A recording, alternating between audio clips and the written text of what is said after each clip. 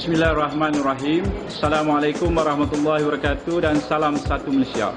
Saya Cik Osmera bin Mat, Pengetua SMK Pramujaya Pekan, ingin berkongsi pengalaman bersama rakan-rakan pengetua dan rakan pendidik bagaimana untuk meningkatkan kecemerlangan dalam peperiksaan PMR dan SPM, di mana ada 3 aspek utama yang perlu dititik beratkan.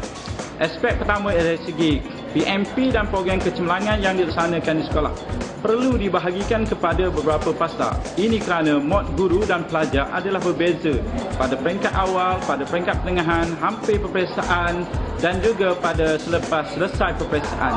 Aspek yang kedua ialah dari segi pemufakatan warga sekolah, di mana pentadbir, guru-guru, para pelajar dan staf sokongan perlu untuk bersatu padu bagi menjaminkan penggunaan sumber yang optimum. Aspek yang ketiga ialah segi pemufakatan ibu bapa penjaga, di mana saya akan bentangkan program kecemerlangan untuk mendapat persetujuan ibu bapa penjaga.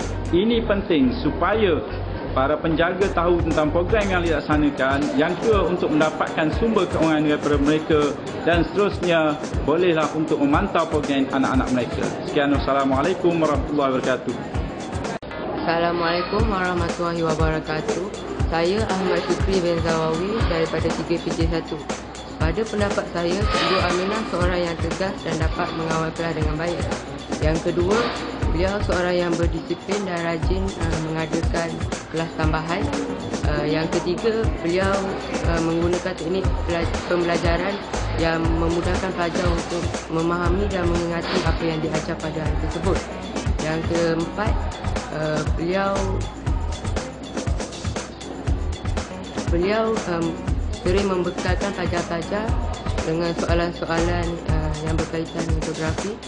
Yang terakhir sekali, beliau membekalkan kami dengan modul tingkatan 1, 2 dan 3 untuk memudahkan kami mencari jawapan dengan soalan tersebut.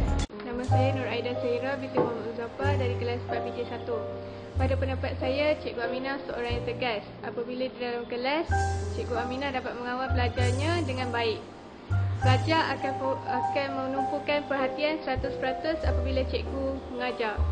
Yang kedua, Cikgu Aminah seorang yang rajin. Beliau rajin buat kelas tambahan pada hari Sabtu dan Ahad dan pada waktu petang, iaitu pada selepas waktu persekolahan.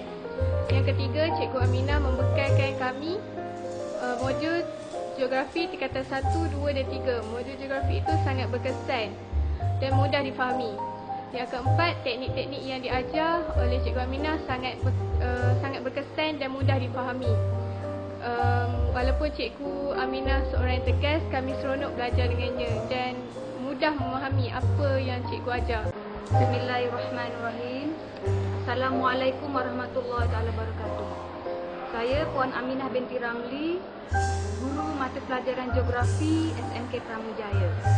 Pada hari ini, saya ingin berkongsi pengalaman bagaimana mengekalkan prestasi A dalam subjek geografi. Yang pertama sekali, kenal pasti masalah pelajar.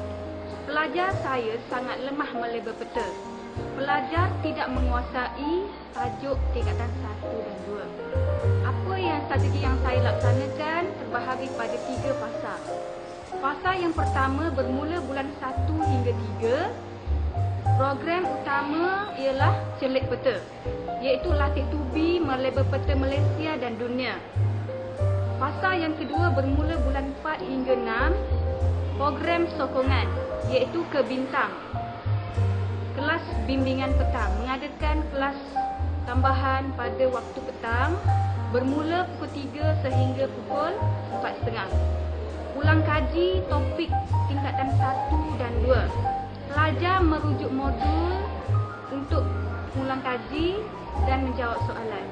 Modul ini diberi secara percuma pada semua pelajar bermula tingkatan 1, 2 dan 3. Fasa yang ketiga bermula bulan 7 hingga bulan 10, iaitu lebih pada latih tubi. Latih tubi itu menggunakan soalan peperiksaan, soalan percubaan negeri lain. Yang kedua, soalan latih tubi, soalan PMR sebenar tahun 2005 sehingga 2011. rahsia kejayaan SMK Pramujaya. Yang pertama, menggunakan modul geografi secara berkesan. Yang kedua, kecukupan latihan. Yang ketiga, mengadakan kelas tambahan yang